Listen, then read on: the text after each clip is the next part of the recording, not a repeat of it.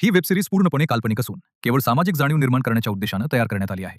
या सिरीजमध्ये दाखवलेले प्रसंग, पात्रे आणि घटना यांचा वास्तवाशी कोणताही संबंध नाही. आम्ही कोणत्याही प्रकारच्या व्यसनाला समर्थन करत नाही. उलट औषधांचा चुकीचा वापर किती गंभीर आणि हानिकारक ठरू शकतो याबद्दल जनजागृती करण्याचा आमचा प्रयत्न आहे. या सिरीजमधील माहिती आम्हाला उपलब्ध झालेल्या स्रोतांवर आधारित असून ती फक्त कथानकाचा भाग म्हणून वापरण्यात आली आहे. प्रेक्षकांनी ही सिरीज एक सामाजिक संदेश म्हणून आणि काल्पनिक कथा म्हणून पाहावी.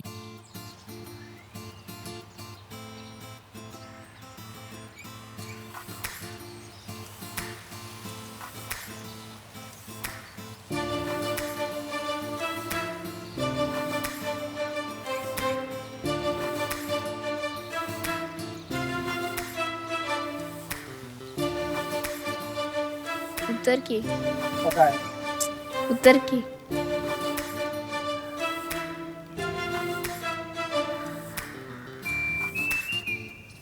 थँक्यू या सगळ्यासाठी. थँक्यू नाही, तू खूप मोठं काम केलंस माझ्यासाठी.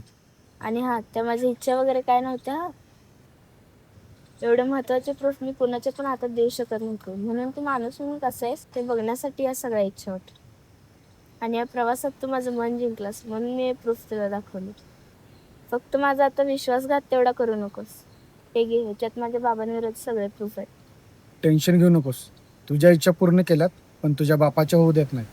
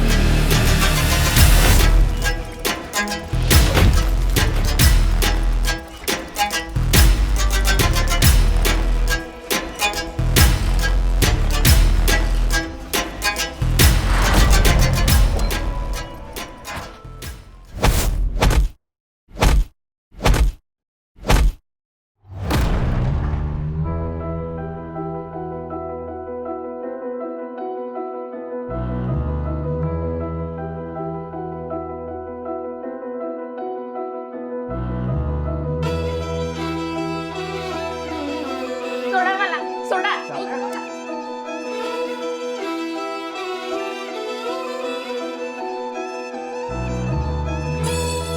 चला गप.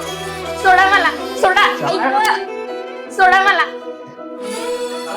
सोडा मला. चला.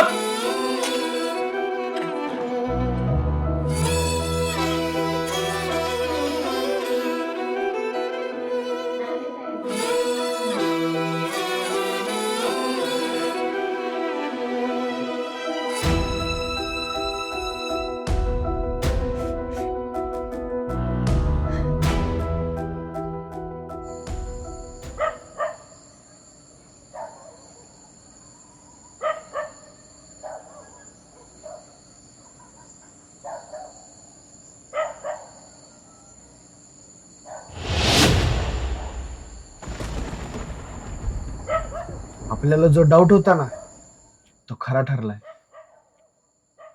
पण मग आपण का लपून बसतोय? कारण त्यांना माहिती आहे आपल्याला सगळं कळलंय. म्हणजे तुला नक्की म्हणायचं काय आहे? हा, श्रद्धा फक्त विक्टिम नाही तर तिच्याकडे खूप सारे प्रूफ आहेत.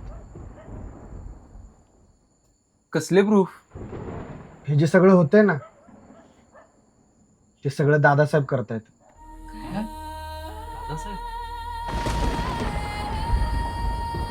आणि मग श्रद्धा कुठे आहे? दादासाहेबांकडे. आणि आपण जर तिला वाचवलं नाही तर असं समजू नकोस. आपण श्रद्धाला ह्यातून बाहेर काढू. पण हे सगळं वाटतंय तेवढं सोपं नाहीये. दादासाहेबांना आतापर्यंत सगळं समजलं असणार आहे. सोपं नाही म्हणूनच करायचं आहे. कारण या सगळ्यामधलं दादासाहेबांना काहीच माहित नाहीये. कसं काय? कारण ज्यावेळी दादासाहेबांच्या माणसाचे आणि माझे झटापट झाले ना त्यावेळी मी त्याला झोपेचं इंजेक्शन दिलं होतं. पण मग तू इंजेक्शन का घेऊन गेला होतास? श्रद्धासाठी. कारण मला तिच्यावर विश्वास नव्हता की तिथे काय करेल ती. घेतलं होतं तिच्यासाठी पण इथे उपयोग केला त्याचा. म्हणजे आपण ब्लफ करायचं? एक्झॅक्टली. दादासाहेबांना आपण धमकी देऊन घाबरवायचं. जे आपल्याकडे प्रूफ नाहीत ना ते प्रूफ आहेत असं दाखवायचं. बरोबर. प्रूफ्स बाहेर लीक होतील या भीतीने ते घाबरतील. आणि ते घाबरल्यानंतर आपण श्रद्धाला ह्यातून बाहेर काढू शकतो. आणि श्रद्धा बाहेर आली ना आपल्याला बाकीचे सगळे प्रूफ मिळतील. हा, म्हणजे आता आपण सगळ्यांनी ऍक्टिंग करायची आहे.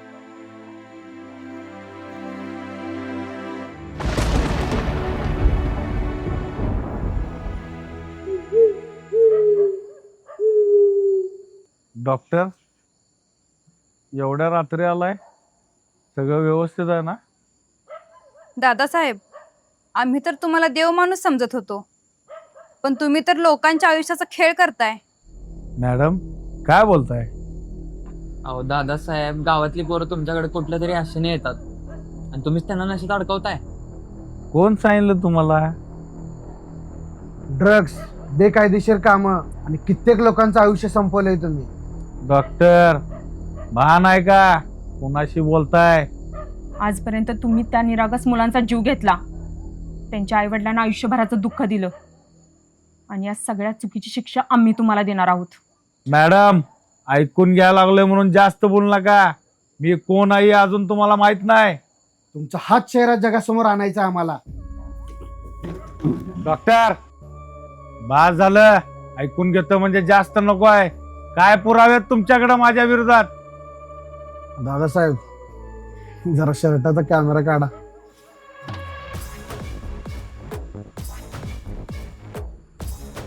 कॅमेरा आहे?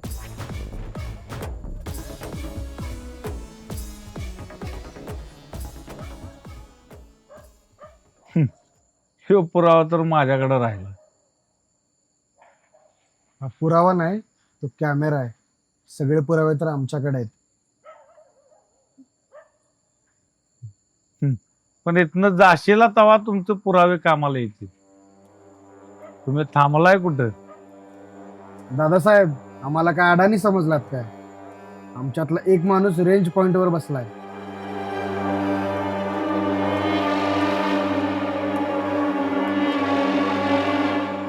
आमच्या केसाला जरी धक्का लागला ना तर तुमचे सगळे पुरावे जगासमोर येतील.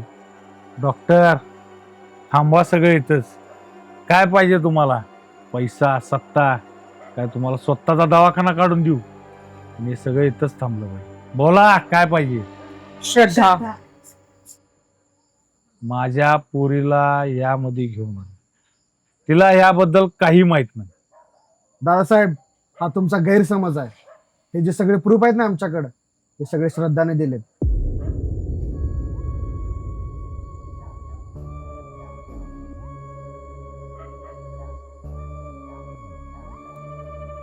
श्रद्धा,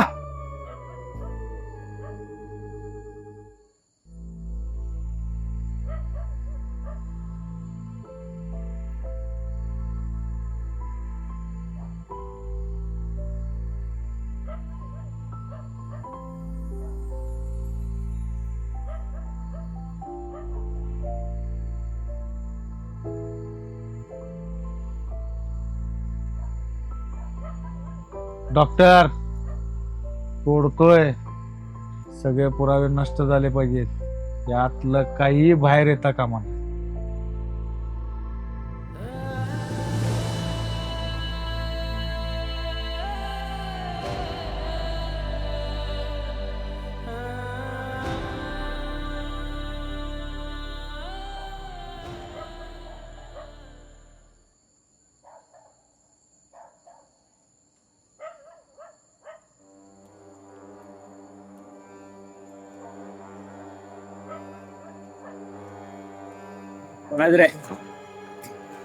जवळच नाही माझ्या, ए जवळच नाही माझ्या, ए ऐक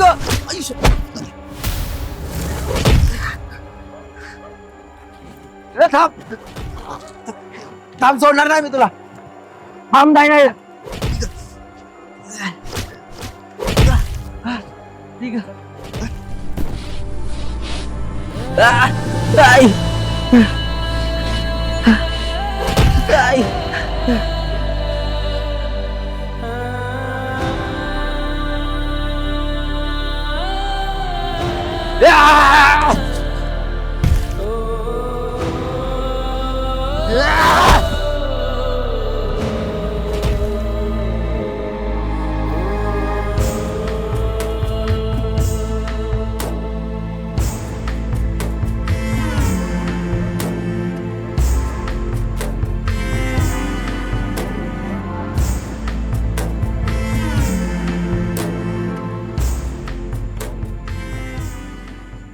साहेब त्या डॉक्टरांना का सोडला तुम्ही? शांत बस, त्यांना आपल्या सगळ्या धंद्याची माहिती झाल्या, पुरावे आहेत त्यांच्याकडं. अहो कसले पुरावे? हे बघा, मी त्यांना मारून त्यांच्याकडे काढून घेऊन आले. एवढा वेळ कुठं होतास? का तूच नशा करून बसला होतास? मलाच काय आलंय, मी कसं चक्कर येऊन पडलोय. एकटा बी जिवंत राहायला नाही पाहिजे, सगळ्यांना मारतो, संपून टाक. एकाला पण जीवात सोडत नाही.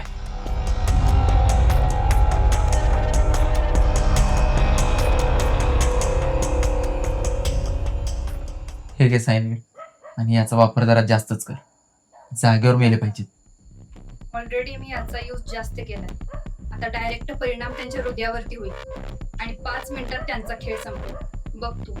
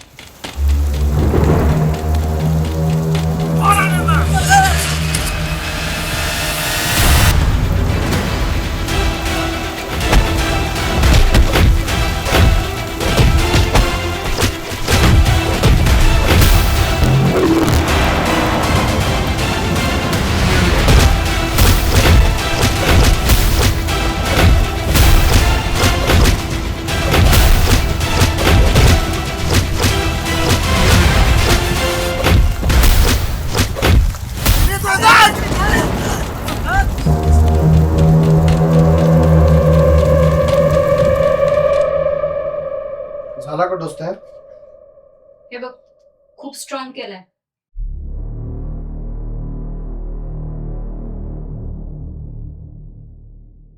औषधांची नशा करतात काय?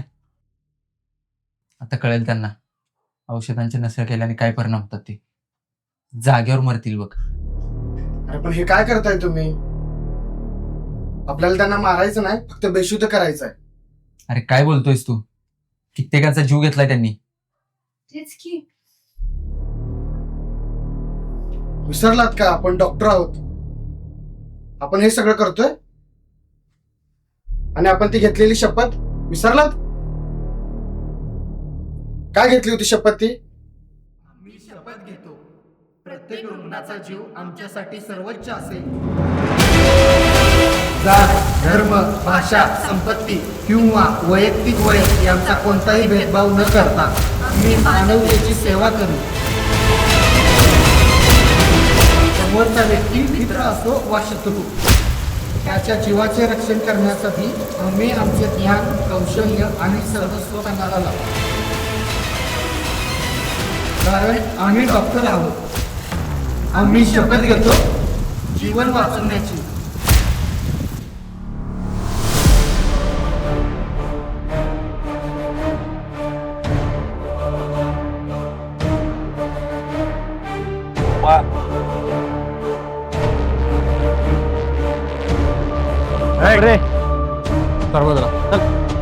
दादासाहेब, तुमचे सगळे कारनामे पुरावे सगळे भेटलेले आहेत आपल्याला. कसा आहे दादासाहेब, हा तुमचा जो पांढरा चेहरा होता ना, त्याच्या पाठीमागचा काळा जो माणूस आहे ना, तो सगळ्यांसमोर आलेला आहे आता. तुम्हाला काय वाटलं? आम्हाला काय माहीत नव्हतं, फक्त आमच्याकडे पुराव्यांची कमी होती आणि या मुलांच्यामुळं आम्हाला ते सगळे पुरावे मिळालेत. तुम्ही आजपर्यंत किती जणांची आयुष्य बर्बाद केली याची शिक्षा तुम्हाला आता मिळेलच. आणि पुढची हवा जेलमध्ये काढा तुमची. चला चला चला.